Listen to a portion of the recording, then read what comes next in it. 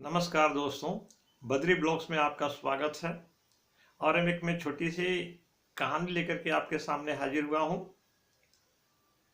परिवार जो है बहुत ज़्यादा लोगों के टूट रहे हैं।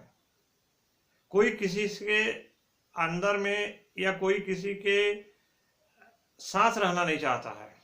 सभी चाहता है कि हम स्वतंत्र रहें।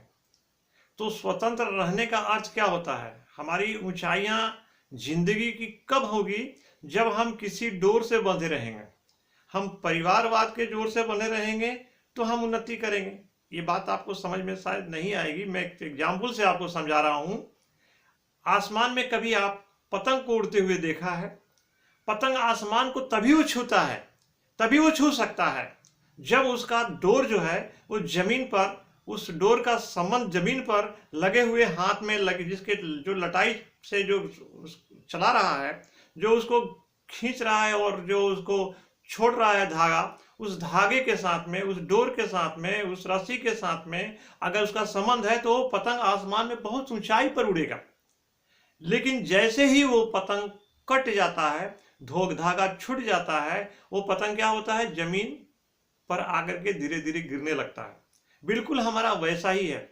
अगर हम अपने परिवार के साथ में लगे रहेंगे, अपने भाई बंधुओं के साथ में लगे रहेंगे, अपने घर में अपने गुरुजनों के साथ में लगे रहेंगे, अपने सारे लोगों के साथ में लगे रहेंगे जो हमारे अपने कहलाते हैं, तो वो अपने कहलाने वाले लोग जो हमारे दुश्मन भी हो सकते हैं, अपने कहलाने वाले लोग जो हमारे दोस्त भी हो सकते हैं, तो उनके साथ में अगर लगे रहेंगे तो हमारी उन्नति होगी।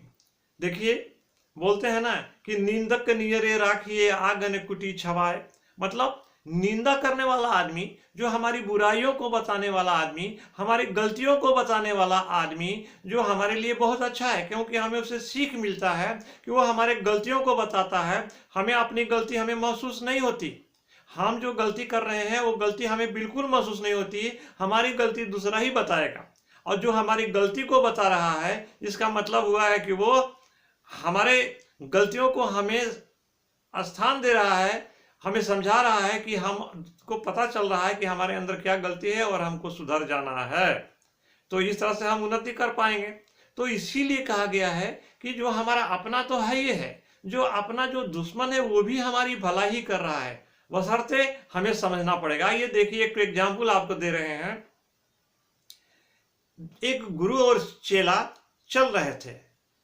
तो गुरु हमेशा कहता था कि देखो बेटे, हर आदमी के अंदर, हर चीज के अंदर अच्छाई देखना चाहिए।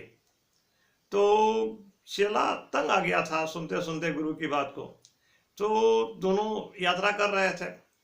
कहीं पर एक कुत्ता मरा हुआ था। उस कुत्ते को मरे हुए देख करके शिष्य ने सोचा कि एक बात बोलते हैं कि गुरुजी को अब घेरते हैं। बोले, गुरुजी आप तो हमेशा बोलते हैं कि किसी सब में अच्छाई देखना है। ये जो मरा हुआ कुत्ता, इसमें हम अच्छाई क्या देखें? क्या अच्छाई देखते हैं? इसके अंदर मरा हुआ है ये। गुरु ने कहा कि देखो बेटा, ये मरा हुआ है, इसके दांत को देखो। ये कभी किसी कोलगेट से मुक्त होता है? कोई मंजन को यूज करता है, कोई दातुन यूज करता है, लेकिन देखो आज भी इसके दांत कितने चमक रहे हैं। इसी तरह से हमें कहीं भी अच्छे से अच्छे में, बुरे से बुरे में भी अच्छाई को ढूंढ लेना चाहिए, जिससे कि हमारा जो जीवन जो है वो आगे की तरफ बढ़े, सक्सेसफुल हो। हम सक्सेसफुल की तरफ, आगे की तरफ बढ़ें। और जितनी भी कठिनाइयां आएंगी, ये कठिनाइयां हमको सक्सेसफुल की तरफ ले जाएंगी, हमें सफलता की मंजिल की तरफ ले जाएगी। लेकिन हमको मंजिल की तरफ कौन ले जाएगा? दुख ले जाएगा, तकलीफ ले जाएगा। कंफर्ट जोन में हम रहेंगे तो हम आगे नहीं बढ़ पाएंगे। हमको कंफर्ट जोन को छोड़ना पड़ेगा, आलस्य को छोड़ना पड़ेगा। तो हम क्या करेंगे कि हम सक्सेसफुल जिंदगी को जिएंगे। तो हम सक्सेसफुल जिंदगी होने के लिए क्या है? हम परिवार के साथ में लगे रहें, लोगों के, अपने भाई बंधु के साथ में लगे रहें, उनके साथ में प्रेम भाव करते रहें। तो हमारा जीवन जो है वो सक्सेसफुल होगा और हम आगे की तरफ बढ़ते रहेंगे। तो धन्यवाद दोस्तों। फिर दूसरे ब्लॉग में आपके साथ में हम मिलेंगे और फिर कुछ नई बात, नई कहानी, नई जिंदगी की कुछ बातें लेकर के आपके साथ में हम पेश करेंगे। धन्यवाद। जय हिंद, जय भारत, जय असम।